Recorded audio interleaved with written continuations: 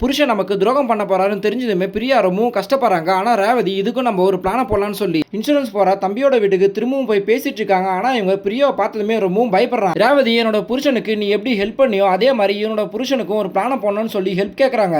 இவங்க ரெண்டு பேரும் சேர்ந்து ஒரு பப்புக்கு போயிட்டு நல்லா குடிச்சிட்டு கஷ்டத்தெல்லாம் சொல்லி புலம்பிட்டு இருக்காங்க. அப்பன்னு பார்த்து இவங்க புருஷனோட ஃப்ரெண்ட் இதெல்லாம் கேட்டுறான். நைட்டு இவங்க வீட்டுக்கு போறாங்க. இவங்க குடிச்ச விஷயம் தெரிஞ்சதுமே அவங்க புருஷன் போட்டு சம்மடி அடிக்கிறாரு. அப்ப இவங்க அடி வாங்குற சத்தம் கீழ் வீட்டுல ரேவதி எல்லாமே கேட்டுட்டு தான் இருப்பாங்க. இதுக்கு மேல நம்ம பொறுத்திருக்க கூடாதுன்னு சொல்லி நாளைக்கே ஒரு பிளான போட்டு அவன் புருஷனுக்கு ஒரு முடிவை கட்டணும்னு சொல்லிட்டு முடிவு பண்றாங்க. சோ இவங்க வீட்ல திருடுற மாதிரி ஆள்லாம் செட் பண்ணி இவங்க புருஷனை சம்மடி அடிச்சு ஆண்மை இல்லாத மாதிரி பண்ணணும்னு சொல்லிட்டு பிளான போடுறாங்க. இவ பிரியா ஒத்துக்கிட்டு ஆள்லாம் செட் பண்ணி அடுத்த நாள் இவங்க புருஷன் கூட பேசும்போது மிஸ்ட் கால் கொடுக்கலாம்னு சொல்லிட்டு வெயிட் பண்ணிட்டு இருக்கா. அப்பன்னு பார்த்து இவங்க புருஷன் இத்தனை நாளா நான் உன்னை ரொம்ப கஷ்டப்படுத்தி ரொம்ப கொடுமைப்படுத்திட்டேன், அதுக்காக நான் உங்ககிட்ட சாரி கேட்கறேன்னு சொல்லி காலையிலே விழுந்துறா. இந்த விஷயம் போன் வழியா அந்த ரேவதி கேட்டுறாங்க. இருந்தாலும் பரவாயில்லன்னு அவங்க கூட்டிட்டு வந்த ஆளுங்களை அவங்க வீட்டுக்குள்ள அனுப்பலாம் பாக்குறாங்க. கதவு தட்டுற சவுண்டும் கேக்குது. அப்பதான் பிரியா நீங்க இவ்வளவு சீக்கிரம் திருந்துவீங்கன்னு சொல்லி நினைக்கவே இல்லை, உங்களுக்காக நான் எதிர நிறைய திட்டம்லாம் போட்டு அடிக்கலாம் முடிவு பண்ணன்னு சொல்லி இவங்க போட்ட பிளானெல்லாம் சொல்லி ரேவதி அவங்க புருஷனை போட்டு தள்ள விஷயத்தையுமே சொல்லிட்டு இருக்கா. அதை கேட்டதுமே ரேவதி கோவம் வந்து அவங்க வீட்டுக்குள்ளேயே வந்து உனக்காக நான் ஹெல்ப் பண்ணா வந்தா இப்படி என்னையே மாட்டி வர பாக்குறேன்னு சொல்லி ரெண்டு பேரும் சண்டை போட்டுக்கிறாங்க. அதை பார்த்து இவங்க புருஷன் சிரிக்க ஆரம்பிச்சாரா. அதை பார்த்ததுமே இவங்க ரெண்டு பேருக்குமே ஷாக் ஆகுது.